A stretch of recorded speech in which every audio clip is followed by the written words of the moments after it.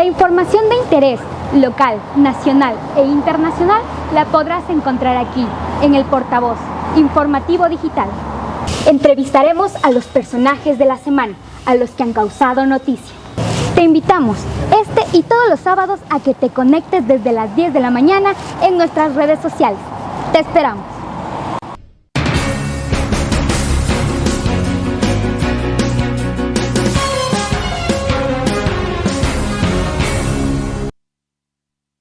Al Portavoz, recuerden que este espacio de entrevistas llega gracias a Rancho San José, Pizza and Grill, Zulata, Detalles con Vida, Camino del Oso, Miel Pura de Abeja, Butterfly World, lo mejor en zapatos personalizados y la mejor capacitación la podrán encontrar en R&Z Corporation Health.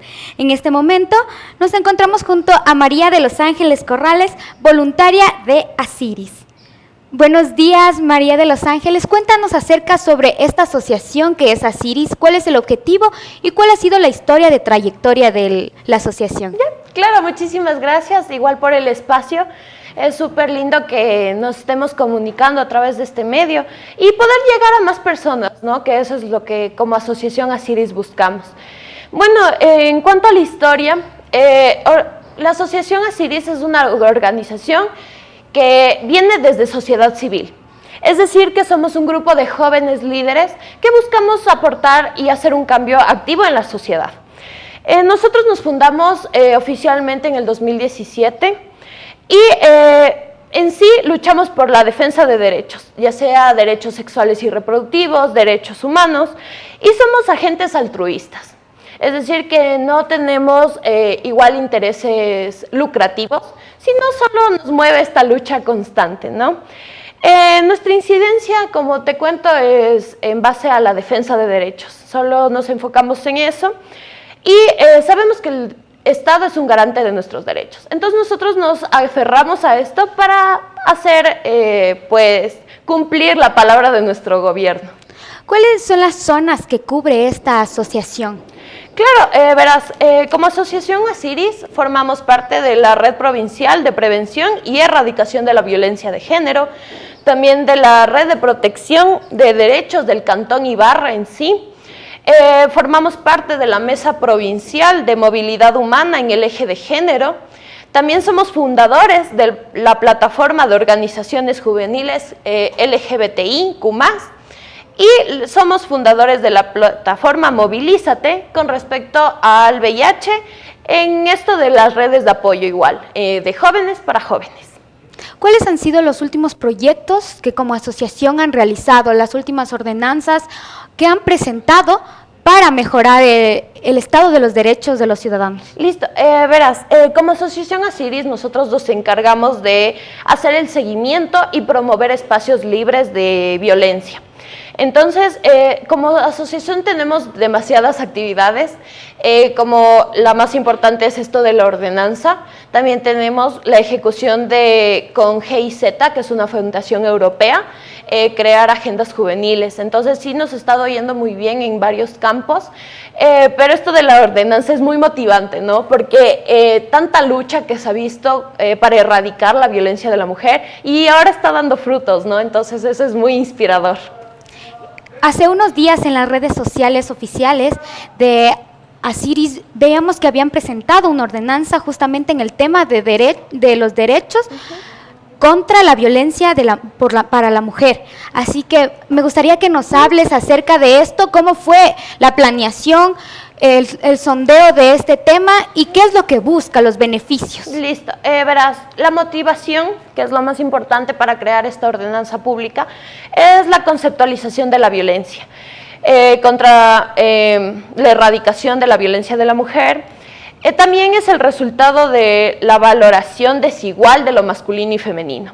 También la mala aplicación de las masculinidades. Eso es lo que nos motivó a crear esta ordenanza, ya que es algo que nos indigna como sociedad. Entonces, ¿qué es en sí la ordenanza? Es un proyecto que está encaminado a prevenir y erradicar la violencia contra las mujeres, grupos y sectores vulnerables y personas de la comunidad LGBTI, haciendo ordenanzas públicas, haciendo presupuestos para las víctimas de violencia. También la reeducación, que es lo más importante de esto, de los agresores, y el trabajo de las masculinidades. En sí nos vamos a basar en políticas públicas. Una de estas, para mayor comprensión, es de que los empresas públicas y privadas tengan un certificado, una garantía de que todos sus trabajadores han pasado por lo menos por un curso de derechos humanos.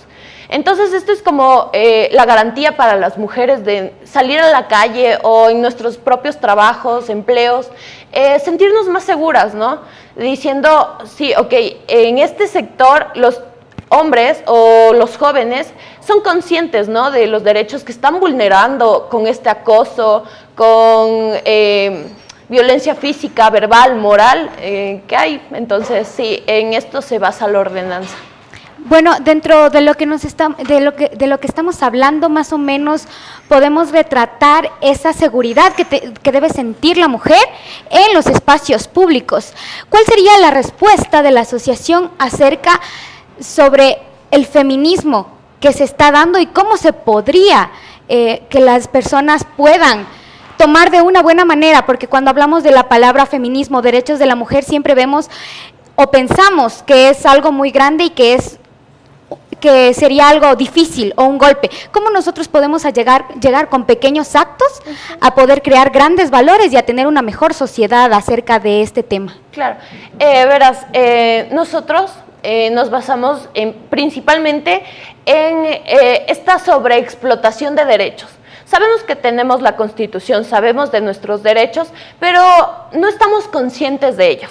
No sabemos qué deberes tenemos como asociación civil, no sabemos qué deberes, qué derechos tenemos. Entonces, esto es lo que trata de hacer Asiris, ¿no? Concientizar, decir, chévere, o sea, tú no te queremos llevar a marchas, a botar piedras, eso no es el feminismo. El feminismo es más de conciencia, más de conocimiento, de sentarte a leer un poco, informarte de esto. Por eso la ordenanza en sí está basada en el artículo 11, numeral 2, que dice: todas las personas son iguales y gozarán de los mismos derechos, deberes y oportunidades. Es algo que lo dice la Constitución y es algo que nosotros solo concientizamos a las personas, les decimos, tomen, aquí están sus derechos y hagan esfuerzo, ¿no? Griten, alcen su voz para demandar estos derechos y que se cumplan, porque no es algo de otro mundo, el Estado está consciente de los derechos que nos han dado, pero solo tenemos que defenderlos. Es como que te den un contrato y no solo por ser feminista, ¿no? Cualquier ser humano, de cualquier entorno, poder decir, ustedes firmaron, ustedes son garantes, pero hagan cumplir, ¿no? Porque sí es muy difícil, la sociedad ha normalizado mucho estos actos violentos, tal vez hasta en el bus nos sentimos acosadas como mujeres, pero lo normalizamos, es como que, sí, es el servicio de transporte público, sí, o sea, ya hay hombres que se pasan, y ya queda ahí. Exacto. Pero más allá de eso, es la lucha constante que hay, que no se sientan solas siendo mujeres, que no se sientan solas siendo niñas, maestras, doctoras, estamos vulnerables, y eso es lo que nos afecta. No tendríamos que ocupar estas palabras, es que estoy vulnerable, es que estoy indefensa. No, ya no debe ser así. Entonces, eso es como te mencionaba antes, que nos indigna. Y por eso queremos solo unirnos a la lucha y exigir esto que tenemos todos. Cuando hablamos acerca de los derechos de la mujer y la lucha para alcanzar esto, existen comentarios que dicen que solo el género femenino debe luchar por esto. ¿Cómo podríamos hacer para que también el género masculino, por ejemplo, los padres de familia, los jefes, los profesores, puedan también aportar para que las mujeres sean conscientes de los derechos que se tienen y también cómo se puede apoyar para que la mujer pueda ser también un ente ya completo dentro de la sociedad? Claro. Bueno, como te mencionaba antes, es el trabajo de masculinidades. Sabemos que desde muy pequeños nos han educado con estos estereotipos, ¿no? La mujer a la cocina, a barrer la casa y el hombre a solo sentarse y servirse la comida. O tal vez hasta de muy bebés, la mujercita con cosas rosadas y el hombre con cosas azules. Entonces, este es el trabajo de las masculinidades. Siempre las hemos normalizado, ¿no? Que sí, tengo que aprender a cocinar porque soy mujer o si no, ¿cómo me voy a casar? Entonces, desde ahí viene la violencia, ¿no? Ese maltrato psicológico que nos han hecho al pasar de los años. Entonces, ¿cómo involucraríamos a los hombres? Tratando de erradicar estas conductas que se han venido irragando, porque es cultura, ¿no? No vas a de la noche a la mañana entrar a un hogar y decirle, no, la niña va a jugar y no va a cocinar. Aparte de que estás involucrándote invadiendo este entorno familiar que ya está construido, entonces solo nos queda la opción de concientizar. Como en estos medios, tratar de hablar, tratar de involucrar un poco más a la sociedad, educarnos también, porque hay muchas personas, o sea, tú cuando llamas, convocas a la gente, piensas que solo van a venir mujeres o solo van a venir unos 10 y te sorprendes de cuántas personas, cuántos jóvenes quieren formar parte de este cambio. Entonces, empezar desde ahí. Poner ese bichito, ¿no?, en la cabeza de cada uno de que son derechos normales, no son cosas que creamos ahorita para la ventaja de las mujeres o para solo defender a las mujeres, no, defendemos a todos. Las feministas tampoco es que, no, solo con las mujeres y no, sino con todos, porque hablamos de derechos humanos, no de derechos para las mujeres, derechos para los hombres. Entonces, en estas convocatorias, en estas reuniones de sociedad civil, educar y cada uno de ellos va a replicar a más personas, va a llegar a su hogar y va a decir, wow, o sea, yo toda la vida pensé que iba a cocinar y estudiar lo que mis papás me digan, pero no soy así, y hacer esta revolución, ¿no? Entre chiquita, cada granito de arena cuenta y hacemos un gran cambio.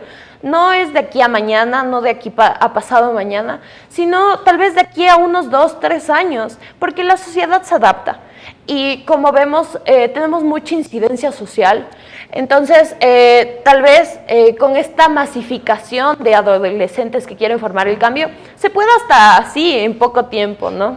Entonces, la esperanza. Claro. Dentro de la ordenanza que presentaron, ¿cuáles son los principales derechos que como mujer tenemos que solicitar? Y aunque a veces nosotros, como dijiste, estamos en una sociedad que aún vive bajo una mano, por así decirlo, un poco machista, que aún no nos damos cuenta de cuáles son de verdad nuestros derechos. Dentro de la ordenanza presentada, ¿cuáles fueron los principales puntos para la mujer?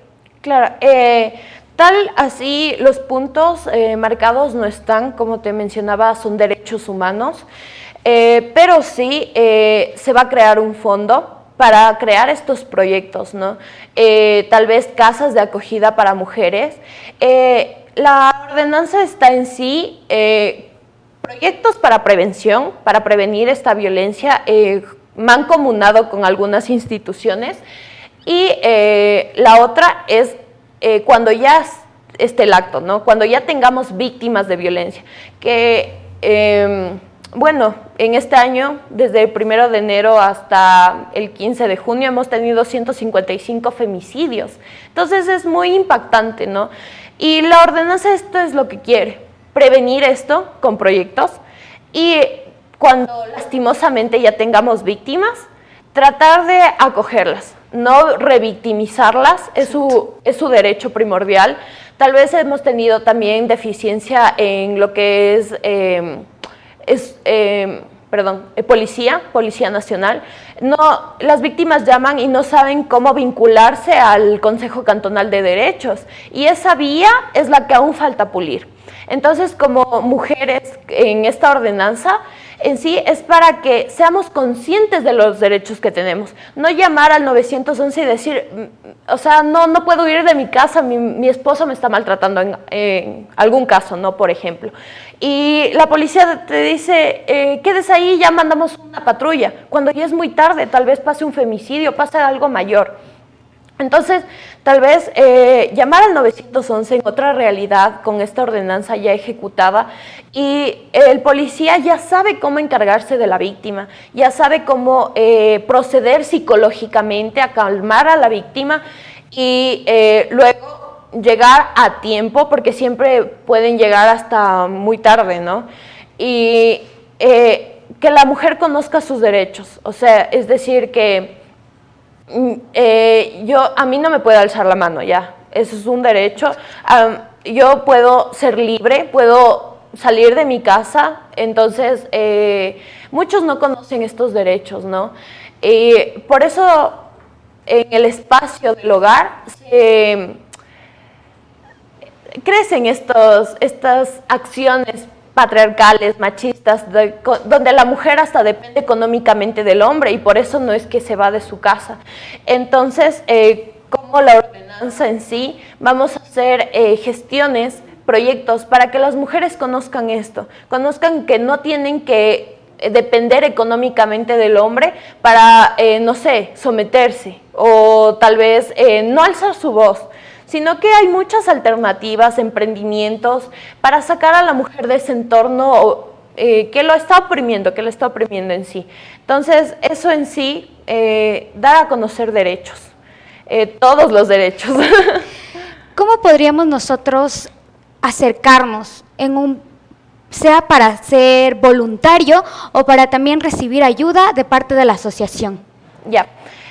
Como asociación Asiris, pues esto es una invitación en general a la sociedad civil. No necesariamente tienen que tener un requerimiento en edad o requerimiento en diplomas, certificados que garanticen que conoces derechos, ¿no?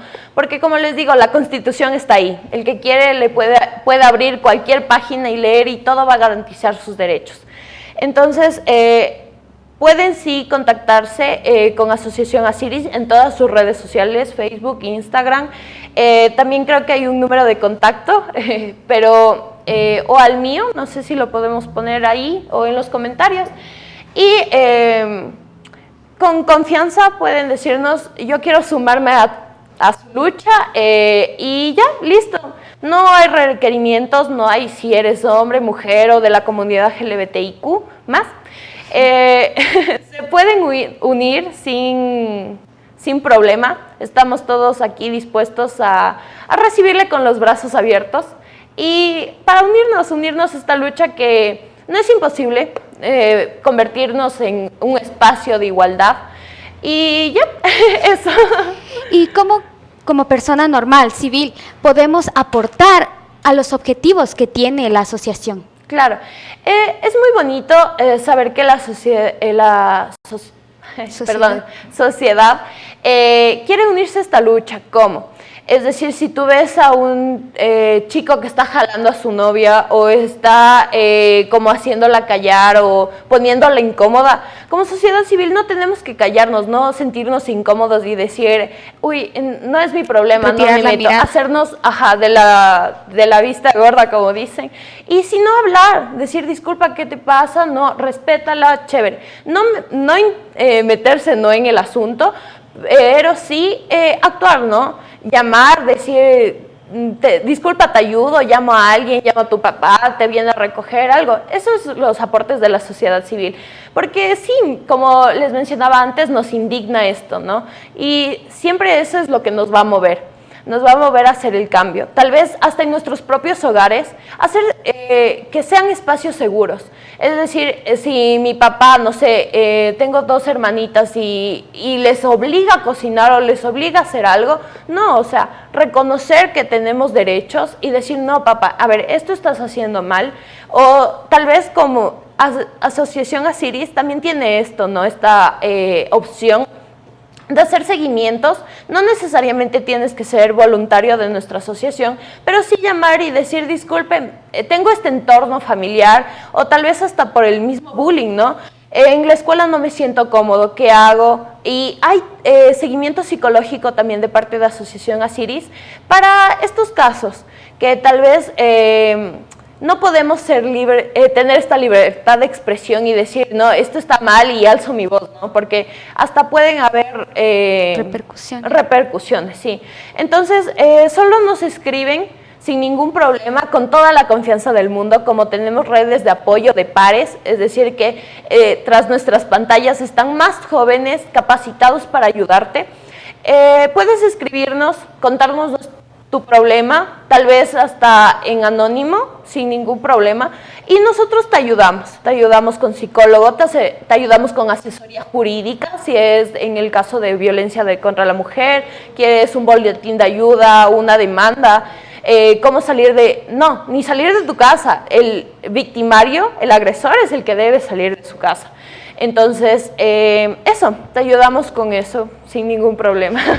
Bueno, María de los Ángeles, muchas gracias por aceptar la invitación a este espacio, y es interesante que conozcamos más sobre estos temas que generan debate y que generan ruido si no los conocemos de la manera correcta. Y a las personas que nos están viendo desde nuestras redes sociales, les invitamos también a que formen parte de un cambio por los derechos de todos.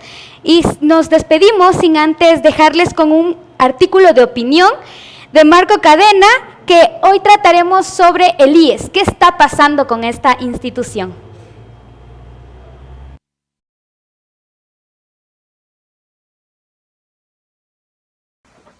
¿Qué tal? ¿Cómo están? Saludos cordiales. Esta semana vamos a poner sobre la mesa un tema que debería preocuparnos absolutamente a todos en este país. Me refiero a la delicada situación por la que atraviesa el Instituto Ecuatoriano de Seguridad Social. Hablar del seguro social preocupa, y ese tampoco es un tema nuevo, pues hace años se sabe que el seguro social atraviesa por circunstancias desesperantes que se empiezan a sentir cada vez con más fuerza, especialmente en el sistema de salud. Un sistema de salud que no tiene medicinas, que funciona sin la tecnología que se necesita, y para completar, cada vez es más complicado cumplir con las pensiones jubilares, esa de la que viven miles de ecuatorianos que ya le entregaron su vida a trabajar y que ahora merecen vivir con pensiones dignas. Jorge Madera, que es el actual presidente del directorio del IES, aseguró en entrevistas dadas a los medios de comunicación nacionales que se necesitarían de 3 reformas. La primera sería una reforma institucional del IES. La segunda sería una reforma al banco del Instituto Ecuatoriano de Seguridad Social, pues según él dijo, el banco, que apenas tiene una década, registra pérdidas, lo que hace que el banco de los afiliados tenga una serie de problemas que son estructurales. Y la tercera reforma sería una al sistema pensional. Pero esas reformas no se hacen de la noche a la mañana, pues se necesita saber a ciencia cierta el verdadero estado del IES. El haber tomado los recursos del IES como si se trataría de una caja chica para gasto corriente, como se hizo en el gobierno del expresidente Correa, pasa factura, y es una factura extremadamente compleja de pagar, pues hace que el sistema bajo el que funciona el seguro social hoy por hoy sea prácticamente inviable. Uno de los grandes problemas que tiene el IES, que es una herencia metida de manera inconstitucional, es la atención médica a los hijos de los afiliados de 6 a 18 años. Eso se hizo en 2010 y ustedes seguro lo recuerdan. Y luego, en el 2015, también se introdujo en ese paquete a las amas de casa. Y eso no tendría nada de malo, pero en un país como Ecuador, en donde el nivel de aportaciones no es el que se requiere, en donde el IES ha sido el prestamista que no cobra del Estado, eso prácticamente fue un suicidio para el IES. Hoy, el tema del seguro social no tiene respuestas claras, y aunque se habla de cambiar de modelo, todavía no tienen identificado cuál sería ese modelo, pues las alternativas más rápidas no son viables en una situación económica como la que atraviesa Ecuador, con un hueco fiscal de enormes proporciones, con un aparato productivo que camina a medias a raíz de la pandemia, con problemas estructurales de vieja data y aún con 0 propuestas en firme. Hay que decir las cosas como son, y la verdad es que el Estado no tiene ahora la capacidad de afrontar financieramente los problemas que atraviesa el IES. Y las alternativas de mover los parámetros y empezar a meterle la mano al bolsillo al empleador, al afiliado y al jubilado son inviables. Es decir, el asunto de IES no es aislado. Es un asunto que nos compete de alguna manera a todos, y no será fácil de resolver. Nos encontramos la próxima semana por este mismo canal, en redes sociales, con otro tema en este espacio de opinión.